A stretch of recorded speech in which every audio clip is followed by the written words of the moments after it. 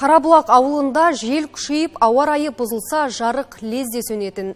Бұл біраз уақыттан бері қалыпты жағдай болып келген еді. Ауыл тұрғындары мәселенің шешімін ұзақ күтті. Биыл Ескелді ауданында желілерді жаңғырту жұмыстары жүріп жатыр. Аталған жұмыстың барысымен біздің түсірілім тобы да танысып қайтты. Қарабұлақ ауылының электр желілері 60 жыл бойы жөндеу көрмеген. Олардың тозу деңгейі 80%-ға жуық. Қазір мердігер ұйым өкілдері ағаш бағаналарда темір-бетонға, алюминді сымдарын кез келген табиғи апатқа төзімдісіне ауыстыруда. Номері 159-07, 10-04 киловатты әуе желілері жаңғыртылу бойынша күрделі жұмыстар жүргізілуде.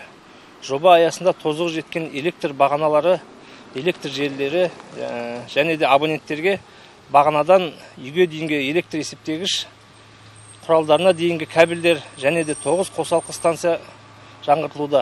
Жаңғырту жұмыстарына 5 техника жұмылдырылған, 11 маман жауапты. Инфрақұрылымды жетілдіру шаралары мамыр айында басталды. Мамандар тұрғындарды мерзімінен бұрын сапалы жарық көзімен қамтамасыз етеміз дейді. 1114 энергия қуатын жүргізудеміз.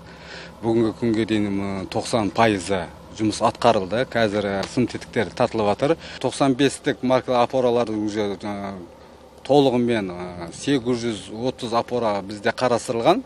Осы Қарабұлақ ауылына 830 опораны біз қойып біттік. 105-тік опорадан бізде қарастырылған 86 опора толығымен қойылып бітілді. Бұл жұмыстар апатты жағдайлардың алдын алып, электрмен жабдықтаудың сенімділігін арттыру мақсатында іске асырылуда. Осылайша өңірде жалпы ұзындығы 474 шақырым электр желісі жаңартылып, 88 трансформаторлық қосалқы станция қайта жаңғыртылады. Нәтижесінде электр желілерінің тозу деңгейі 78-де 5%-дан 67-де 2%-ға дейін төмендемек. Жұлдызай Маратқызы, Ерлан Азамбай, Жетісу телеарнасы.